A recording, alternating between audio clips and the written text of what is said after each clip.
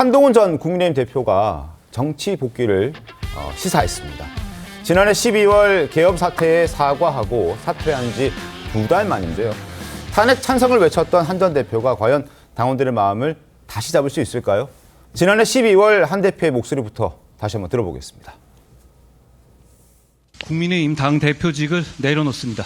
최고위원들의 사퇴로 최고위가 붕괴되어 더 이상 당대표로서의 정상적인 임무 수행이 불가능해졌습니다.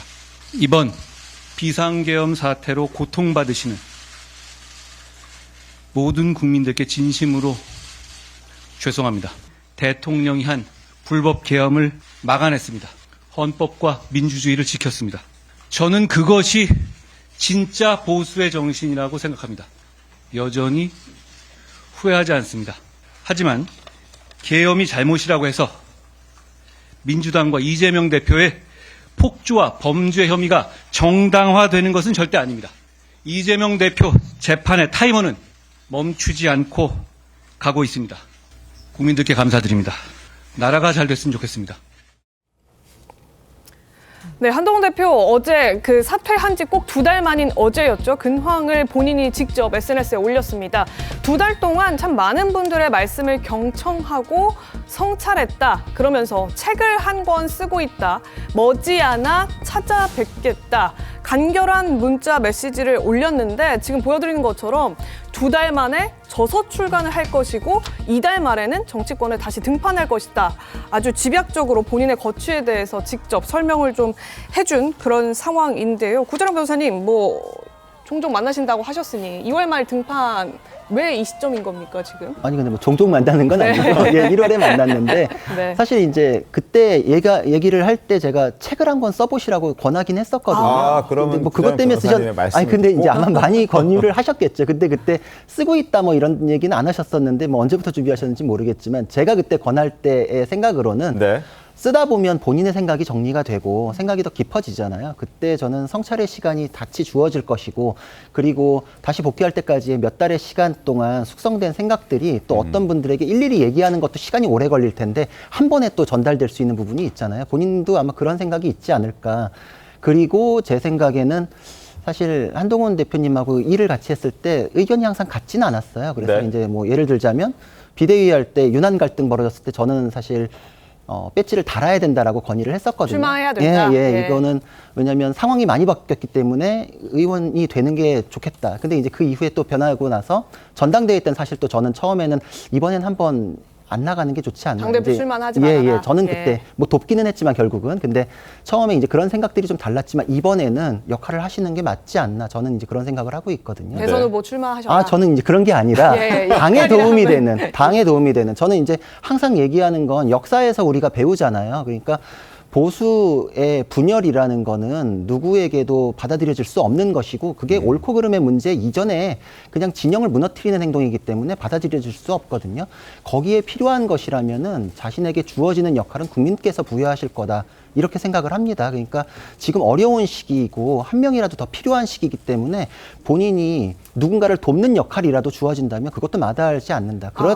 그런 태도다 보면은 또 국민들께서 더 큰 역할을 부여하실 수도 있겠죠. 그런 태도였습니까? 저는 사실 무엇이 되든지 간에 어떤 자리나 역할에 대해서 고민하는 그런 게 아니라 자기가 이 보수를 위해서 진정성 있게 행동하겠다. 뭐가 되든 말든 이제 이거에 대한 마음은 확인했었거든요. 그러니까 꼭 자기가 대선 후보 혹은 어떤 중요 역할을 하지 않더라도 도움이 되는 역할이라도 본인은 하기 위해서 나왔다? 저는 그런 태도라고 느꼈고 또 그게 중요하다고 생각을 해요. 그래야 또 국민들께 받아들여진다라고 생각을 하는 게 사실 제 생각입니다만 세상에 1000명이 어디 있겠어요. 다 그렇게 믿고 싶은 인간의 탐욕이지. 그러니까 그건 사람들이 다 알아보거든요. 저는 그렇게 다 내놓는 태도만이 국민들께 받아들여질 수 있다고 생각하기 때문에 저도 조언은 그렇게 하고 있습니다. 알겠습니다. 그럼 지금 한동훈 대표가 책 낸다는 게 성찰의 시간 관련한 책인데 지금 구자룡 변호사님 말씀대로라면 당대표 출마했던 것 하지 말걸 성찰, 총선 출마하라고 한 것 하지 말걸, 할걸 성찰 이런 내용들 다 담길까요?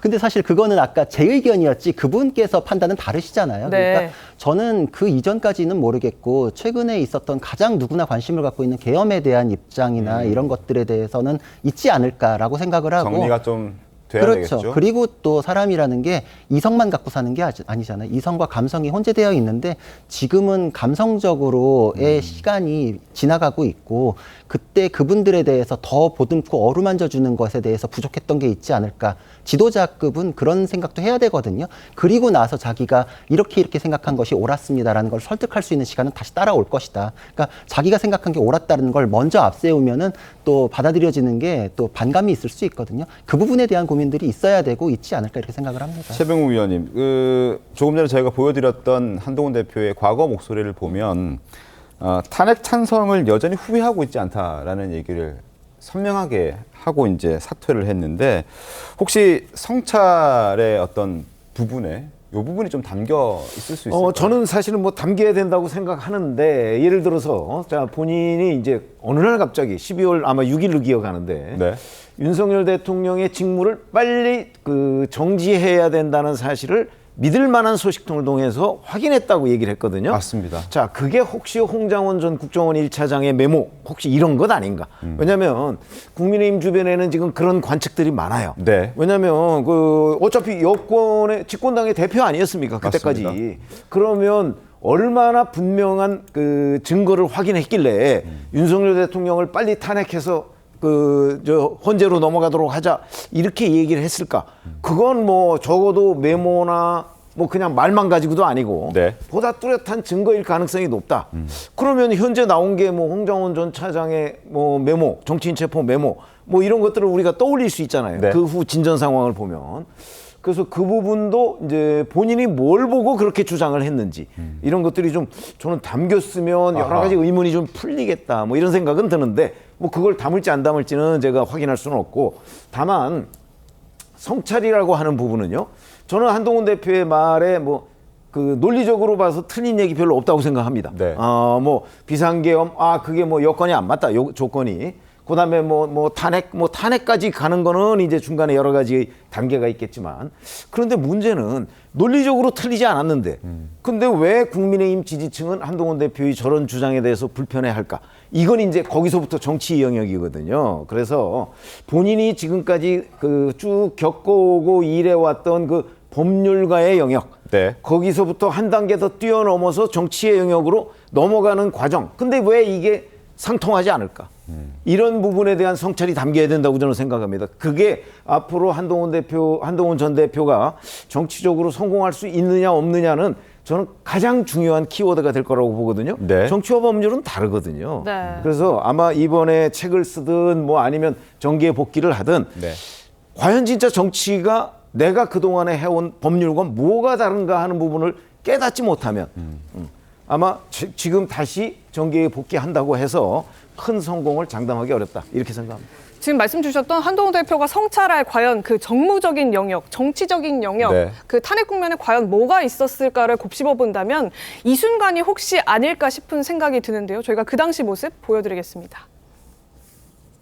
윤석열 대통령이 남은 임기 동안 정상적인 국정 운영을 할 수 없으므로 직에서 물러나야 한다는 것이 국민 다수의 판단이라고 생각합니다. 질서 있는 대통령 조기 퇴진으로 대한민국과 국민들께 미칠 혼란을 최소화하면서 안정적으로 정국을 수습하고 자유민주주의를 바로 세우겠습니다. 예, 이건택 의원님, 지금 저 한동훈 전 대표 당시 회견이 이제 대통령이 자진하야를 이제 주문하면서 한덕수 총리와 공동 정부를 구상하겠다 이런 메시지를 이제 낼 당시였거든요. 이게 이제 탄핵 국면을 혹시나 이제 한동훈 대표가 본인의 이제 입지를 키우는 사심으로 활용하는 것 아니냐 이런 지탄이 내부에서도 있었던 상황이었어요. 이런 부분 혹시 한 대표가 후회하고 있을까요? 뭐 한 대표가 그걸 후회하고 있는지 잘 모르겠지만 네. 국민의 눈으로 봤을 때는 한 대표가 갈짓자 행보를 했다. 국민이 원하는 탄핵 소추권을 자신의 정치적 행보에 이용했다. 저는 그렇게 생각하고 있습니다. 그러니까 계엄이 발생했을 때 계엄을 즉시 반대하고 그 당시 18분인가요? 이른바 한대명 대표 측 의원들로 생각되는 분들이 계엄 해제를 요구하는 투표에 참여한 거기까지 아주 잘 하셨어요. 네. 근데 그 후에 한한 합의라고 하는 저 화면이 나옵니다만은 저걸 통해서 현실성도 없고 또 본인이 그 전까지 걸어왔던 길과는 안 맞는 그런 행보를 하면서 탄핵을 흐지부지 때는 물타기 하는 그런 행보를 갔거든요. 그것은 국민들이 볼 때 한동훈 대표가 국가적인 지도자로 아직 역량이 부족한 거 아니냐 이런 느낌을 줬다고 저는 생각합니다.